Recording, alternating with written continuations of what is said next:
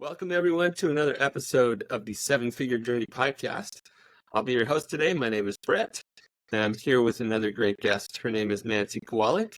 Her business is Your Home Sold Guaranteed Realty. She's in South Jersey, her and her team, and she is a high-performing real estate agency brokerage in South Jersey, and I'm grateful to have her here on the show. Thank you, Nancy, and welcome. Thanks for inviting me, Brett. Yeah, so tell us a little bit about the backdrop here before we jump into some of your lessons and struggles. Let's talk about how you got here. So talk about the beginning of your business. We won't go through all the gory details of the growth, but talk to us, give us a little context about who you are and what you're up to. Sure. So my background was marketing. So before I got into real estate, I did all forms of marketing: cable, TV, print media, and radio especially was my love. When I got into when I got into real estate, I was selling a property and buying another. And I had the lack of professionalism in the business. And I thought, I got to build a better mousetrap. So I was going from a very professional industry to something that seemed kind of like the Wild West to me. And so I thought, I'm about to own 2 homes and have 2 mortgages, and everybody's voicemail is full, and people show up 2 hours late, and I think I can do this. And that's literally how I started my career: going for sale by owner, sign out front, went and got my real estate license, and jumped in with both feet. And that was how it started. So your aim was to just bring a level of professionalism to something that has to happen all the time. People are always buying and selling homes, and why should we have to put up with substandard service and expertise in that regard? And you're like, I can level this up. Exactly. That's exactly it. And at that time, I was traveling the country and running mega teams in sales in radio, and I was like, I got this. Like, I mean, it's different when you're doing it without an admin out the gate and all of that technology and all of those fun bells and whistles, but it took time. But it was something that's like, I can do this. I mean, I love people. I'd like making a difference. And so let's make a difference on the biggest purchase of their lives, usually, right? Yes. All right. Well, that's awesome. That helps us understand who we're talking to. Now, well, you didn't say how long you've been at this. So how long have you been at this now? I've been doing this for 18 years now. Okay, 18 years. It's been a while. I was going to say, you've built quite a team, which I'd like to transition to now. This isn't just Nancy with a few people helping sell some homes. You've built something substantial.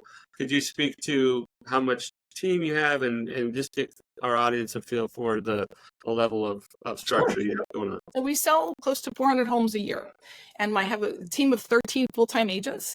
I have part-time agents too. There's another 5 or 6 people there, and I have a full-time staff of 5 people that help those mega agents do their job, and the job is primarily dealing with the clients. And so we have an amazing support staff. I like to call it small but mighty. We're a boutique brokerage that are really, it's white glove service. It's 5-star service. It's all about, I don't write the checks and I don't build the houses. It is a service industry. And so we answer phones, we answer texts, we do our due diligence, we find, hunt, and make sure you're going to have the best experience you have, whether you're buying or selling your home. That's what we're here for. Well, I love how you still refer to yourself as small and mighty. You've actually built something fairly substantial. And I know you come from really big business experience, so it feels small and mighty. But any founder, owner out there who's gone from, being themselves or maybe 2 or 3 of them to having more than 6, 8, 10 people, right? You're pushing 20 people. That's substantial. You've had to learn some key lessons to go from scrappy, gritty founder entrepreneur to capable business building leader or CEO, yes. Right? That's a transition, and that's what this show is all about. So I'd like for you to actually rewind a little bit in your memory and in your history, and just think about when you're at that point where you said, you know what, I'm going to bring on other agents. I'm going to start to build this thing. You did have to make a choice to go from the founder, the producer with some support team to now we're going to scale what is possible with this business. And a lot of founders get stuck right in there. Yes. So I'd love for you to identify maybe things you wish you had known at the time, that now you look back and say, that was so important for me to make that shift. And I didn't know it then, but now that I do, I want to share it with anybody else who might be going through that. Yeah. So you go for that thing you love, and then all of a sudden it becomes it's like an octopus drowning you, right? And so if you read the book, The E-Myth, I think it's Michael Gerber, where you're Yeah. talking about you're doing the thing that you love, and then there's all of these things, these ancillary things that have to happen for you to be able to be exceptional at what you do. And so I wish I had listened to my intuition earlier. Right. So as a small business owner and as a person who was always a high producer, and no matter what I did, I would, I listened to my intuition when I worked for other people. But as I started to expand and grow on my own, I second guessed myself a lot. And I held on to things too tightly because it was a trust factor, because my name ultimately was that people were calling me. And so if I trusted my intuition sooner, I would have let go of the reins a little bit sooner. That was a big aha for me. It took probably the first 4 or 5 years, really, my family was like, what are you doing? I mean, I was doing it all. And at a certain point, you start to break down and you stop doing it well. Right. So for me, it was 5-star everything. And that's just not possible and live a life at the level that I was doing it at. So trusting my intuition and bringing more people in sooner definitely would have been a game changer sooner for me. So that's interesting because 5-star white glove kind of level of service requires a level of attention to detail and care. And as your business was growing, it was almost, it got to the point where you couldn't provide that level of service across the number of people you were trying to serve. And so Right. you were almost forced to learn this lesson, like they can't do it all. Um, Exactly. aside from recognizing that you needed to do it, what would you give as practical advice for both on the mindset side and then actually how you did it? How did you actually start to trust and let go? It was born out of necessity, literally. I think I started to get sick, right? So as Mm, entrepreneurs, we power through things, but it became something that was like, look, there's only so much I can do. I was also a single parent. I was going through a divorce. I had 2 kids and I had to take care of them. And so everything was kind of crashing down. I didn't have a support system. I don't have family nearby. And so I initially started reaching out, and I was eating fast food. I was eating all the wrong things. So I was really neglecting myself and my kids. I mean, they were still getting their homework done. They were still getting run around to the things they needed to, but we were eating unhealthy food. So the priority was on the wrong things. My clients were being taken care of. And I stopped one night and said, you know what? Here's the thing. If I foul up something with a client, yes, it's not going to be 5-star. And yes, I'm ultimately accountable. But if I screw up my kids, that I can't unwind, that I can't apologize for. So I kind of had to sit back and take stock and say, what do I want this to look like? And at that point, I had a friend that I had known for 20 some years, and she had an interest. And I was like, you know what? I need your help. And so I started hiring and saying, and it was easy for me. What do I don't like? I don't like paperwork. I don't like making the follow calls. Like I'm all about talking to the clients, but if I have to talk to every inspector and every septic guy and every whatever, I don't need to talk to those guys. So what's easily duplicatable? And so I just started parceling off the things I didn't like, and then I started to be able to breathe again. And I think one of the other pieces that took me longer than it should have was when I finally started hiring someone to go shopping and cooking healthy for me. So as a female entrepreneur, right, at a certain point, I'm like, okay, clients are being taken care of, the business is growing, but here I am still with unhealthy habits, right? And so what's we all, as Americans, we eat in our cars, we do all these awful things. And I was like, what am I doing? Like, I'm giving up my health. I was a big yoga nut and, healthcare, health conscious, and that was all going out the window. So I made the decision to hire somebody who would do grocery shopping, do food prep, would actually cook dinner a couple of nights a week for the family meal, or prep so I could still cook, run grocery shopping, all of those things that a partner might help you with. And that was a huge game changer. And then I started talking about it with other women in the business, because we as women think we have to. There's a great deal of guilt when we don't, right? mm. But something's going to fall. You're juggling too many balls, something's going to fall. And that was huge. And when I started talking about it and kind of giving permission for other women to do that, they were like, oh, that's what you're doing, right? Because there's so much guilt around it. Well, when you get the business to a place where you actually can start to make some trade-off decisions between time and money, in this case, you're like, I don't have all the time to do the healthy eating habits, Right. but I do have some more available funds, and I would feel better, and my family would be better, and so you can start making those trade-offs. Yes. I feel for any single parent, but when you mention female entrepreneurs who have this sort of innate belief that they're the ones to make sure that all these certain things happen with my kids and in the home. Yes. That's an extra level of burden that some of us guys don't fully grasp. But thankfully I've been around a number of amazing women entrepreneurs who have shown me some of the dark side that they live with, but then some of the things that they've learned, like you just shared, that they're just fantastic. So I hope all the entrepreneurs out there listening to the principle of you don't have to, you only have so much time, but as you start to get better in your business, you can start trading dollars for some of that time. And you did that by hiring some help with some tasks that you didn't like on Yes. the business side, and then you figured out you could do that in your personal life too. Yes. And that is remarkable. Thank Just yesterday, I was talking to a business owner who I know who was hiring an executive assistant, and he said, "What are your thoughts about like having your executive assistant help with like personal and home life kind of stuff?" Like, yes, right? Yes. Like, so helpful. So Is the for some definition reason, of an executive assistant in my mind, right? It's someone who it's personal. It's yeah, and somehow we all think we just got to shoulder it and keep figuring it out. So anyway, love what you shared about that. Um, what So because you have had help now, both in the office and at home, are there any other practical things that you would share for business owners who are trying to like get over the hump to like, I actually, I don't know, sometimes we don't feel worthy of that. Like I deserve to get some help. it's interesting.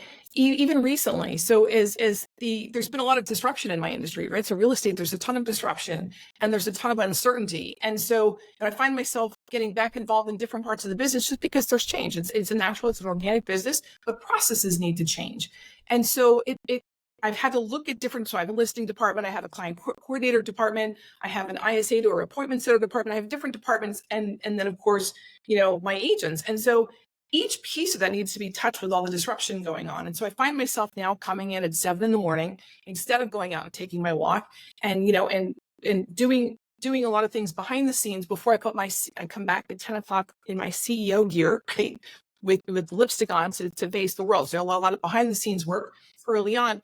And I realized I was not taking care of myself again. It just comes full circle again. And so I have some amazing people that work for me, but this one has to leave at 2:30 to pick up her daughter. This one has to leave at leaves at 2:30, then comes back with this. There's little idiosyncrasies, especially since COVID. There's a lot more accommodations made for different things and schedules. And if someone's doing a great job, far be it for me to, put a kink in, do what you're here to do and all accommodate your schedule. But I was ignoring my things. So I'm very famous. I do this green drink. It's very healthy. It gets made fresh every day. And I have to have it at 11 o'clock. So I fast in the morning. And all of a sudden I'm doing my green drink at like 2:30 in the afternoon. And I'm getting cranky and I'm hangry. And I'm like, and that was like, you know what? So it's funny you say how do you feel about an executive admin doing a personal task? I turned around and looked at my daughter. She shoulders a lot of things in the office and she works for me full time in the office. And I said, Alex, you're now responsible for bringing me my green drink every day at 11 o'clock, wherever I am. Right. So just that one thing was a game changer. And in all of the years I've been doing this, I've never done something like that for myself to that level. But I was like, I'm doing it literally for everybody else. So I just instituted this maybe a month ago, and all of a sudden I'm back on track again. And it's like just comes full circle because it creeps in how busy you become and how off schedule you get and all of these things. And then all of a sudden it's this holy wow, moment of what's going on. Why am I not making the best decisions? Why am I getting cranky? Why? Because it affects us, right? And so that taking care of yourself is a big deal. So I did that recently. It was like, okay, makes sense. So Yeah, things. I love how practical and I don't know, simple might be the wrong basic, but that shares like we got to start with ourselves at the core on the basic things. And when all of that's well, we can operate at high levels and we can make all this impact. But then it creeps in. You said that there's this schedule creep thing that never goes away. So we free it up, and then over time it gets back to chaotic and creeps in, and then we got to readjust. Especially as our business grows to new levels, there's new things. So I have a good friend every year. He's the CEO of a $100 billion business now, but every year he basically does the cleaning out the closet or spring cleaning of his calendar. And he says, My business isn't the same now as it was a year ago. I'm not the same. The needs are different. And he kind of clears it out, says, what are my priorities? And he puts it all back in. So he just has to reshuffle it on a regular basis. I like And that. that's kind of what I heard you saying just now, Yeah. which is really good. Okay. Okay, so Nancy, you've shared some great insights. If we could shift now and this doesn't have to be long, but for the next, I don't know, 8 minutes, what are one of the current struggles you're dealing with? Because there are other business owners right now that are dealing with struggles. And if we can make some progress on your struggles and help somebody else along the way, that's part of what this podcast is about. So what is a current thing that you're dealing with as you're trying to continue to grow and progress in your business? So it's a great question. And so in this business, as in many others, as things change, the people that you need in your office or on your staff changes. Since COVID, we've all seen a great shift in the mindset of a lot of people coming in. And so in my business, I have a group of professionals, but there's a lot of support things that need to happen. So recently I just had to hire a graphic artist, right? So I needed someone who could do graphic art. And I used to have somebody on staff that would handle a plethora of things, but I've kind of got it handled off in different sections and parceled different ways. But this one particular thing, because I'm very specific about brand identity. And so I need a graphic artist. And I had it in my head a certain way. I'm like, this is a gig economy. I need to now adjust and say, this is going to be a contract. There's going to be a contractor that is going just to be very good because I don't need full-time. Full-time would have been mediocre. I'm not getting the level that I want.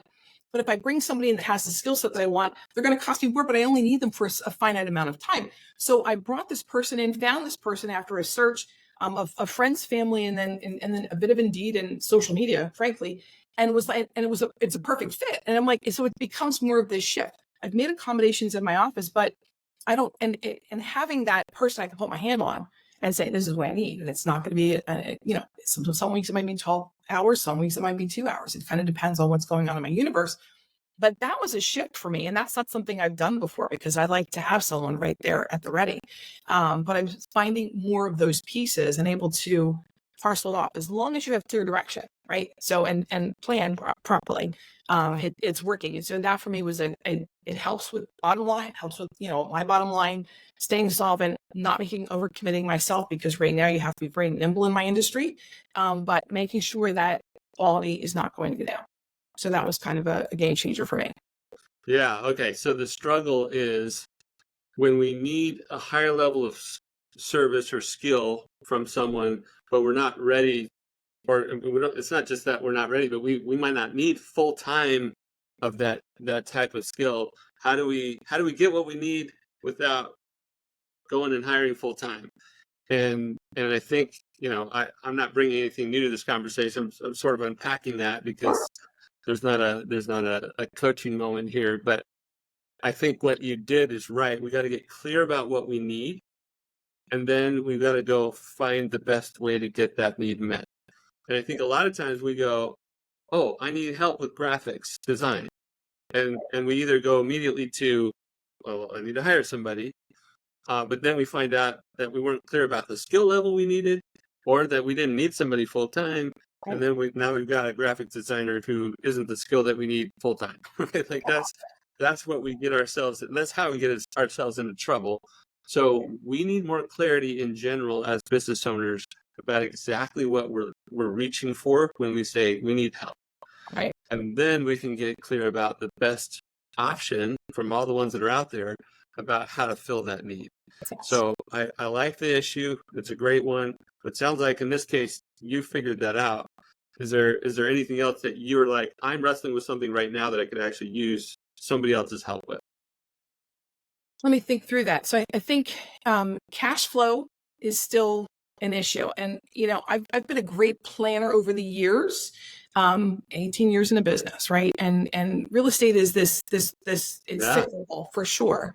Up and down. Yeah. It is. This season, post-COVID, it blew up like nobody expected. And then now the lack of inventory becomes this cash flow issue. And there's lots of people that out there that are like, hey, I can throw money at you. Hey, I can throw money at you. And I have a P&L statement that will allow me to do that. But I don't like the idea of those exorbitant rates. And so I'm sure a lot of people have cash flow issues. And so this is something that can be kicked around. And certainly I can learn more from, because I have investors. I don't want to pay double digits for help. I don't like working with my, I do have cash. I do have a line of credit with my bank, but their rates adjust monthly. It's not a happy situation. So kind of like looking at some long range planning. Yeah, for Right? cash flow purposes. Yeah.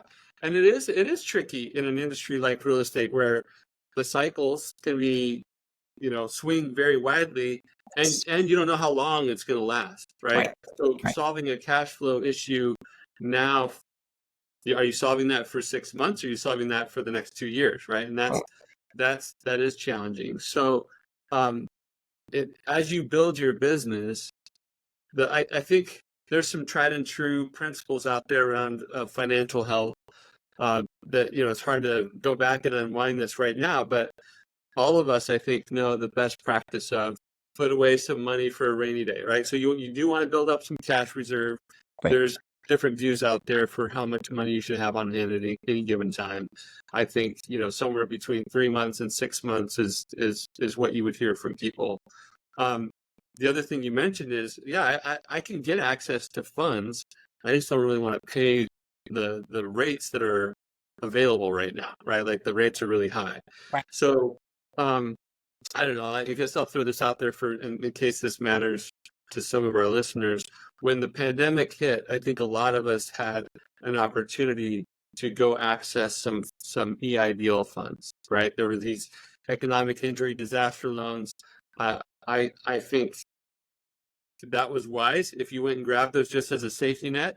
I don't like debt just for the sake of having debt, but I do like the peace of mind that comes from having some cash available. And so if you did happen to grab one of those EIDL loans and you didn't have to use it, there's this cash that's available. And right now you could put that in like a CD, and the rates from the CD offset the very low interest rate that you're paying for the loan, right? So that's one way to do it, but that's like, armchair quarterbacking after the fact. Right. In good times, getting access to lines of credit is very helpful, and it sounds like you have those lines of credit. I think really, though, the situation you're in is probably less about getting access to money, and it's more about driving the sales that you need so that you don't have to go access a bunch of money in a market where inventory is low and interest rates are really high, right? Like that's just a difficult situation. Yeah. So I guess where my mind goes is, how can you work with the current team in a way that says, hey, we can all see what's going on. Let's try to get ahead of that as much as possible. And if there's ways to get them innovating to go get the fewer houses that are available, the fewer properties that are available, then that's in their interest and your interest. And if there's ways for, I don't know, maybe there's ways for you to cut back on the brokerage percentages of those deals to just keep them afloat long enough. I don't know. There's probably ways that you have dealt with agents who are starving in the past, and I wish there were better answers for those market cyclical types of things. What are some things that you've done in past markets? Because you lived through 2008 when the market was going down. And Yeah. So 2008, I was starting out. So, I was super aggressive, and we are now. So I started to mention I'm doing different things in different departments to be super efficient, and to make sure that we don't have overhead that's unnecessary. And the agents are producing at a high level. There's just a lack of inventory. We've gone on the mats, and we're literally sending out saying, I have a buyer for your house. We're saying we have cash offers. So we're doing things that are very different in the marketplace than most people are doing. Not simply sending out a letter saying, I have a buyer, just because we legitimately have a buyer. So we're doing different things, but for me, that I hate the cyclical. So I built the team so that I had more of this, more of the upward trajectory than the cyclical. But it is an inventory issue that if you're working with wholesalers and working out of the box, before 6 months ago, I didn't work with wholesalers. I'm now working with wholesalers. Most agents don't do that, right? So finding different revenue streams that are not full on retail, and just kind of morphing and pivoting as necessary. You're doing the things, but it becomes even more difficult as the team grows, because now the machine you built requires more fuel. It right? does. And so as you Absolutely. get bigger, the cash flow problem increases when there is cyclicality, especially. So Yeah. feel that pain. Wish there were a wand on that, magic wand, but Yeah. it sounds to me like you're doing the things that need to happen. And then it's just a matter of, okay, even if I don't like the terms, what's my belief in the time frame that this turns around? Am I willing to take that additional risk? And that's a decision lots of real estate people are having to make right now. Oh, absolutely. A lot of people are leaving the business. We're being smarter about it. So it's good. Yeah. Yeah, for sure. Yeah. Well, Nancy, this has been a pleasure for me. Thank you so much for sharing your real world experience and the lessons that you've learned along the way. If people want to learn about your business or connect with you, what's the best way to do that? Sure. So they can reach out to me at nancykowalik.com. So there's no C in there. So I think the name is behind me, or it's Kowalik, nancykowalik.com. And love to answer questions. And I'm everywhere on Google. So would welcome any inquiries and any insight, and answer questions about the business. Wonderful. Well, thanks again, Nancy. For all of you listening out there, please do us a favor and get Nancy's episode in front of as many seven-figure business owners as possible. We want to share these real experiences and wrestle with the real issues that all of us are dealing with as business owners, and just help as many people as we can. That's it for this episode. We hope that you'll keep listening as we want to help you in your seven-figure journey.